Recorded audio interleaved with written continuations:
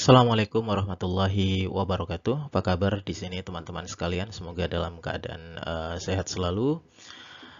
Di pertemuan kali ini kita akan membahas tentang note taking ya, atau apa ya? Kalau dalam bahasa Indonesia note taking itu ya semacam seni untuk mencatat seperti itu.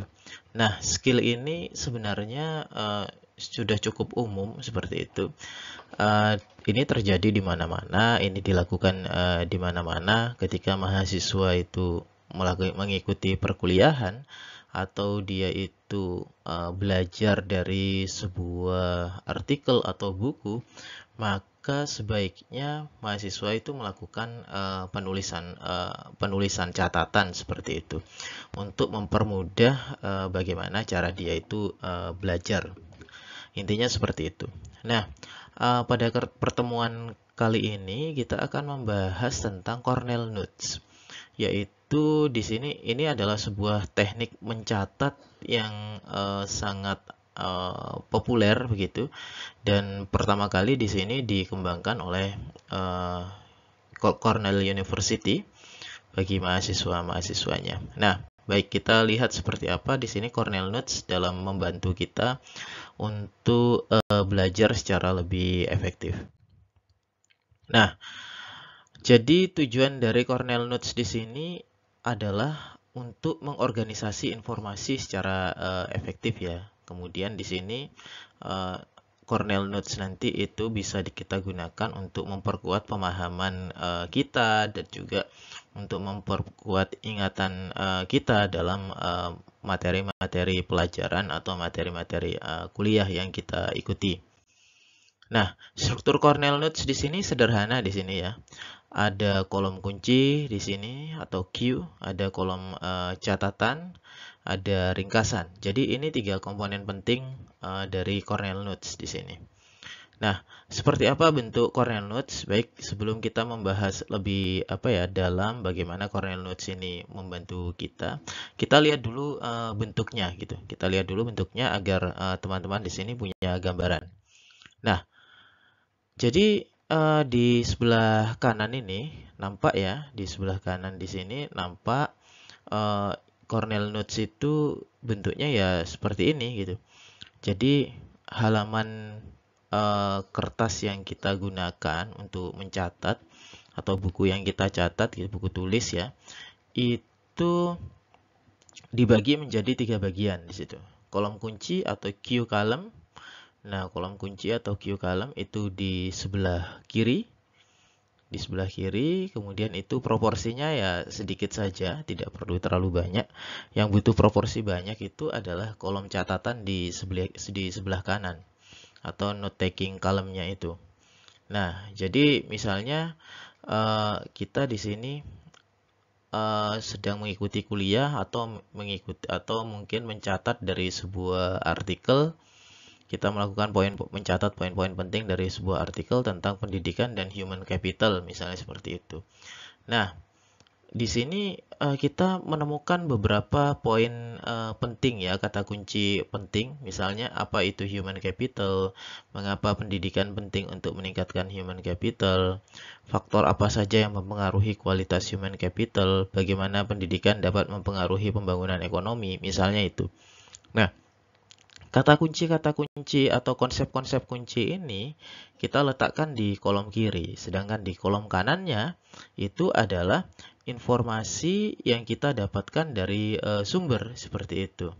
Nah, apa itu human capital? Misalnya, pendidikan sebagai investasi dalam human capital. Nah, di situ pendidikan meningkatkan keterampilan, pengetahuan, dan kemampuan individu. Nah, human capital merupakan bentuk investasi yang menghasilkan peningkatan produktivitas dan daya saing tenaga kerja, misalnya seperti itu. Nah, ini adalah poin-poin penting seperti itu.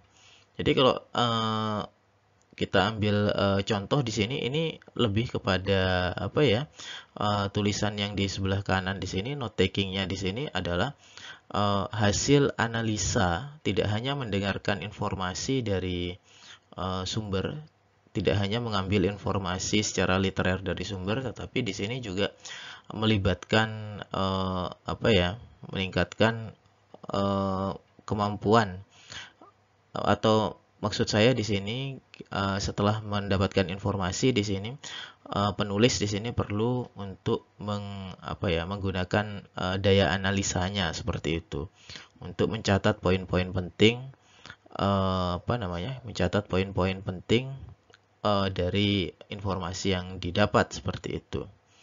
Nah, jadi sifatnya di sini kalau bisa di catatan di sebelah kanan itu sifatnya itu analitis seperti itu.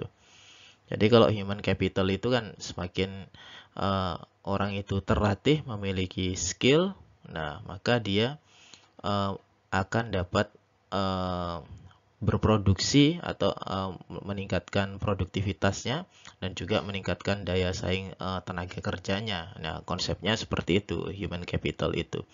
Sehingga orang yang lebih memiliki skill, lebih memiliki lebih memiliki pendidikan yang lebih tinggi itu harus diapresiasi lebih tinggi pula secara ekonomi, kira-kira seperti itu.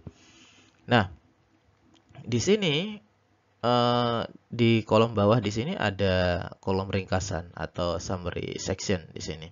Ini adalah ringkasan dari poin-poin yang ada di atas dan kemudian juga refleksi penulis lebih jauh seperti itu. Nah, sebelum kita membuat Cornell Notes ya, pastikan di buku catatan itu, di buku tulis biasanya di atas tuh ada nomor dengan tanggal ya. Nah, kalau di sini judul itu perlu kita tulis jelas itu. Jadi Cornell Notes ini tentang apa itu harus ada judulnya begitu. Nah, kita juga perlu menulis nomor catatan. Jadi kalau kita buka buku tulis kita, di atas itu ada nomor gitu. Tulis itu catatan keberapa gitu. Itu tanggal berapa. Nah, apa gunanya nomor itu? Kita di sini itu dilihat di rekomendasi, di tulisan rekomendasi di situ. Kita perlu menyisakan ya beberapa halaman awal uh, dari buku catatan kita. Atau kalau Anda menggunakan loose leaf ya, menggunakan loose leaf paper itu, Anda tambahkan beberapa halaman awal di depan. Itu kita gunakan sebagai daftar isi seperti itu.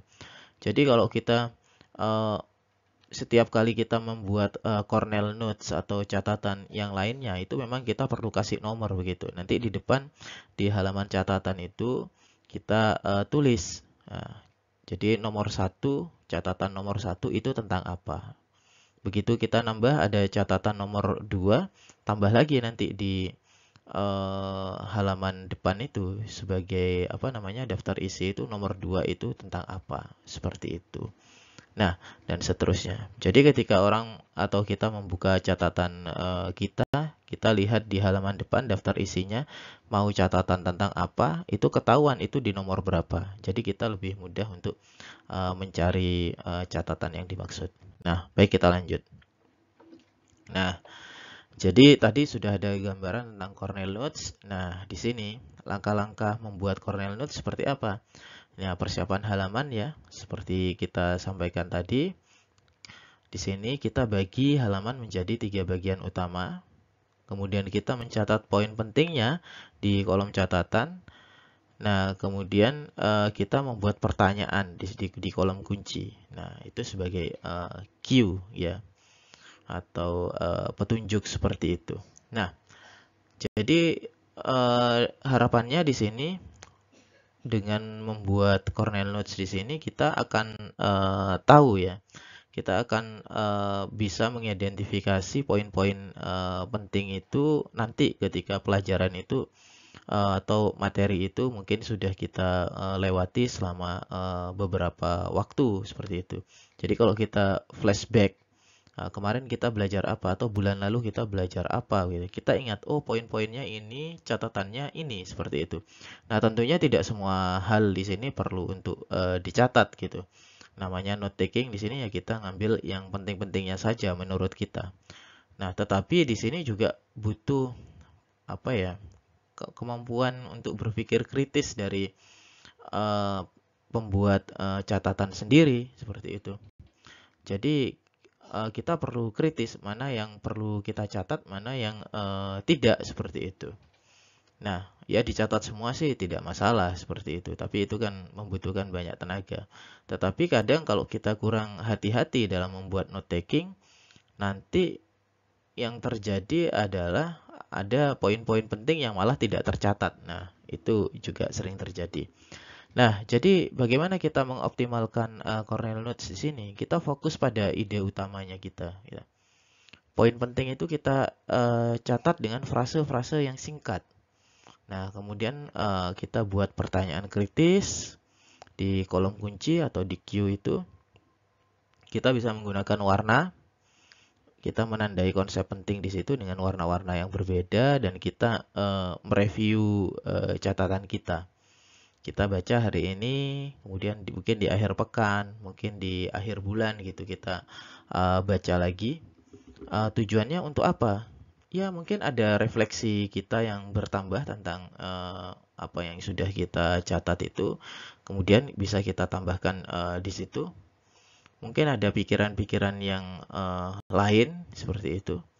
Yang terkait dengan catatan itu bisa kita tambahkan seperti itu. Atau mungkin hanya sekedar untuk mengingat kembali. Nah, itu manfaatnya. Nah, ini sudah kita sampaikan lagi. Jadi, manfaat Cornell Notes secara lebih jauh itu apa sih selain mengorganisasi informasi? Mengorganisasi informasi itu jelas. Kemudian juga Cornell Notes di sini, kalau kita buka berulang dan berulang lagi, secara berkala gitu, itu dapat meningkatkan kemampuan berpikir kritis kita gitu. Jadi kita dapat meningkatkan kemampuan analisis kita dan juga mungkin pemecahan masalah yang terkait seperti itu.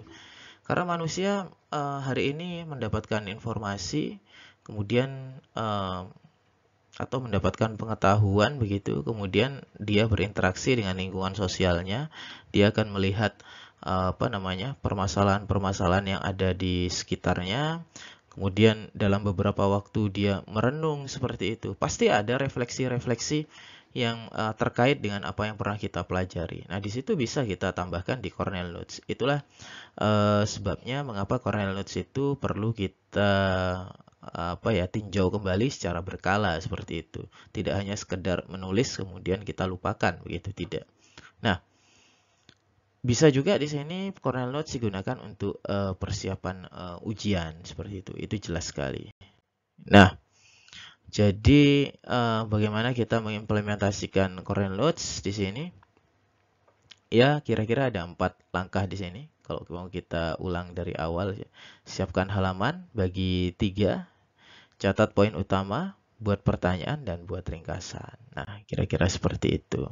Nah, jadi Cornell Notes di sini adalah metode efektif di sini untuk membuat catatan di sini secara terstruktur, dan ini dalam beberapa penelitian di sini ini dapat meningkatkan pemahaman bagi kita terhadap materi yang telah kita pelajari sebelumnya.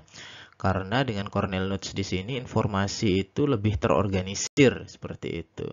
Nah, oleh karena itu, mengapa tidak dari sekarang kita mulai untuk menerapkan Cornell Notes ini agar pembelajaran yang kita ikuti itu dapat lebih lebih kita pahami ya, dan lebih bermakna untuk kita dengan refleksi dari waktu ke waktu dengan bantuan Cornell Notes ini. Tentunya di sini ada banyak cara mencatat yang lainnya di dunia perkuliahan begitu. Tetapi di sini Cornell Notes adalah sebuah tawaran di sini. Itu saja video kali ini. Mudah-mudahan bermanfaat dan sampai jumpa di video-video berikutnya. Assalamualaikum warahmatullahi wabarakatuh.